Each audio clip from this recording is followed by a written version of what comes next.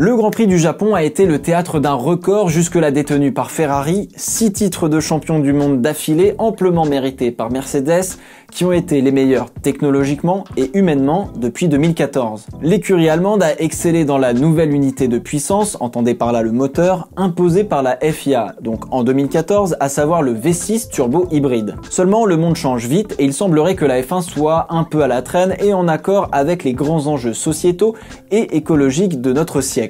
Aujourd'hui, on va voir pourquoi un grand constructeur comme Mercedes pourrait partir de la Formule 1 dans un avenir plus proche qu'il n'y paraît. En 2021, le règlement de la Formule 1 devrait radicalement changer d'un point de vue technique sur la partie châssis et aérodynamique. Je dis bien devrait, puisque le 31 octobre, on aura enfin le nouveau règlement qui sera voté, mais les écuries ne sont pas toutes d'accord. Pour rappel, ce nouveau règlement devait d'abord s'axer sur un changement de motorisation. Évidemment, cela a été un refus catégorique de la part des motoristes, puisque le V6 turbo hybride a coûté 2 milliards de dollars à mettre au point. La FOM et la FIA se sont rabattus sur l'aéro pour rendre les courses plus serrées et moins prévisibles, ont proposé plusieurs réformes comme le bannissement des couvertures chauffantes ou encore la fameuse course sprint en grille inversée à la place des qualifications. Réforme qui risque fortement de ne pas voir le jour finalement. Nous sommes en train d'assister à un enlisement dans les négociations de ce nouveau règlement et qui devait être bénéfique pour le spectateur pour au final n'avoir probablement qu'une évolution moyenne. Mais ça, c'est un autre sujet dont on parlera rapidement, je pense. Cependant, l'écart de performance entre les voitures aujourd'hui sont bien moins importants qu'en 2014. On n'a plus une seule écurie au-dessus de tout le monde, mais au moins 2 pour la victoire, voire 3, et je parle même pas du milieu de grille hyper resserré. Et cela est dû en grande partie au fait que l'écart entre chaque motoriste est de plus en plus réduit en termes de performance. Sauf que Mercedes et Renault ne sont pas comme les autres écuries. Ce sont avant tout des vendeurs de voitures. La F1 leur servant de vitrine marketing et technologique. Il faut donc prendre en compte leurs objectifs et leurs volontés, non pas en tant qu'équipe de Formule 1, mais en tant que vendeur de voitures. Je reparlerai du cas Renault dans une autre vidéo, aujourd'hui on va se concentrer sur Mercedes. La marque Mercedes veut qu'en 2025, 25% de ses voitures vendues soient du full électrique. Pour cela, elle veut une gamme 100% électrique, nommée EQ, technologie dérivée de la voiture de Lewis Hamilton, ainsi qu'une gamme hybride rechargeable, EQ-C, qui sera la majorité des modèles proposés. Comprenez qu'en 2025, une Mercedes sur 2 aura un moteur électrique embarqué. Et ce n'est qu'un début. Mercedes se lance en Formule E en 2020 à proprement parler et rejoint une dizaine d'autres constructeurs d'ampleur mondiale dans cette catégorie. Et elle vient de prouver au monde entier qu'elle avait le véhicule hybride le plus rapide et le plus fiable du monde avec 6 titres de champion du monde de Formule 1. La question se pose donc légitimement, au vu de la stratégie de Mercedes, la Formule 1, peu importe le futur règlement moteur, représente-t-elle un intérêt pour la marque à l'étoile ? Quel est l'intérêt de dépenser de l'argent dans une équipe sportive avec une technologie qui ne peut pas ou ne peut plus se retrouver dans les voitures de route? Dans tous les cas, le V6 hybride va être encore présent pour un bon bout de temps, c'est-à-dire 2024 a priori. Désolé Seb. Yeah. Bring back the fucking V12. Cyril Abitboul ou Toto Wolff sont pour de garder ces unités de puissance pour le moment et à vrai dire tant mieux puisque l'écart de performance entre chaque motoriste a l'air de se resserrer grandement. Mais au-delà de 2024, que va-t-il se passer? 2024 c'est à la fois loin et très proche. Loin, puisque entre-temps, Verstappen aura disputé presque 10 saisons de Formule 1.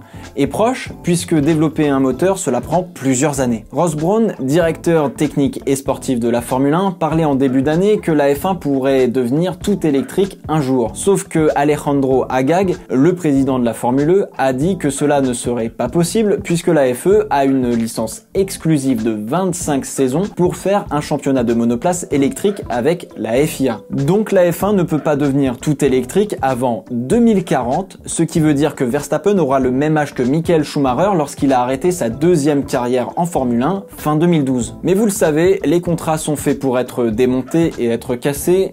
Tout est faisable. Alors, si pas d'électrique, vers quoi va pouvoir se diriger la Formule 1? Retour au fameux moteur atmosphérique? La Formule 1 et le sport automobile en général est un sport qui se ressent. Entendre un V12 hurler à 20 000 tours minute en faisant trembler la tribune et l'entièreté de vos organes, ça ne laisse pas indifférent, peu importe si la personne est passionnée ou non par le sport auto. Aujourd'hui, la technologie d'un moteur V6 turbo hybride est complexe. mais elle n'est pas visuelle, auditive ou de l'ordre du ressenti. On s'intéresse à ce moteur en dehors de la course, mais pendant, on regarde les voitures passer. Et aujourd'hui, ce que notre cerveau retient, ce sont de simples passages qui ne le stimulent pas. On peut faire un Grand Prix entier sans bouchon d'oreille par exemple. Alors pourquoi ne pas revenir à ces bons vieux moteurs atmosphériques qui touchaient tout le monde en hurlant sur un circuit? Est-ce que la Formule 1 ne pourrait pas devenir les courses hippiques du 21e siècle? Oui, je vous vois super perplexe parce que je suis en train de vous emmener par la main dans un bar PMU.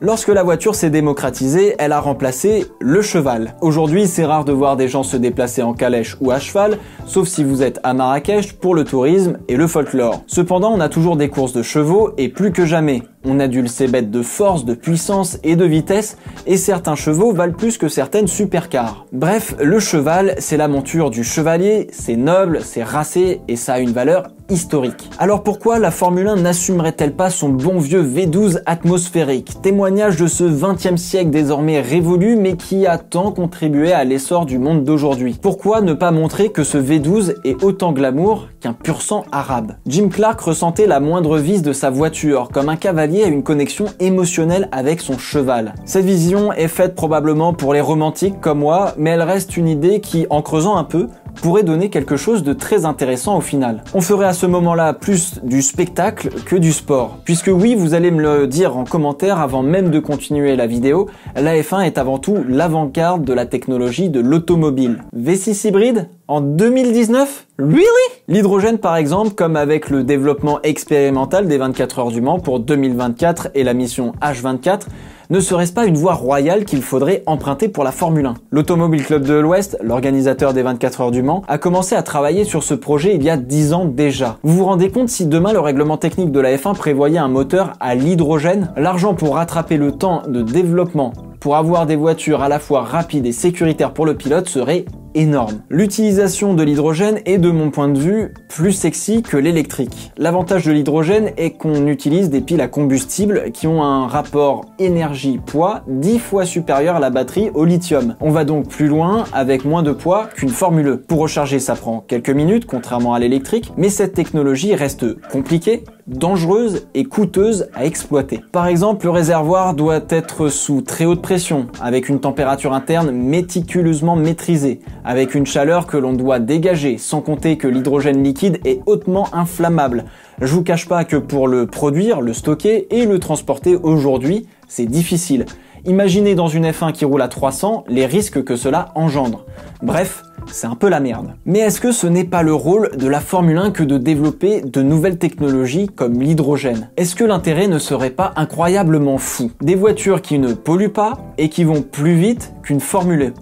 Est-ce que tu la sens, l'ironie des 25 ans d'exclusivité de la Formule 1? Ce qui est sûr, c'est que la Formule 1, dans les prochaines années, arrive à un tournant. Et là, on est sur un virage totalement à l'aveugle. Soit c'est une catégorie ultra technologique et qui développe autre chose que du full électrique, soit c'est une catégorie qui assume qu'elle n'est plus en phase avec les enjeux du 21e siècle et que c'est bien devenu une compétition spectacle de grande qualité et non pas un sport technologique. La Formule 1 ne peut plus avoir le cul entre deux chaises. Et vous, quel moteur pour l'avenir de la Formule 1? Yeah, bring back the fucking V12s.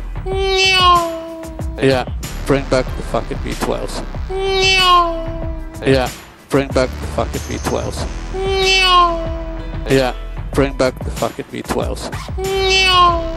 Yeah, bring back the fucking V12s.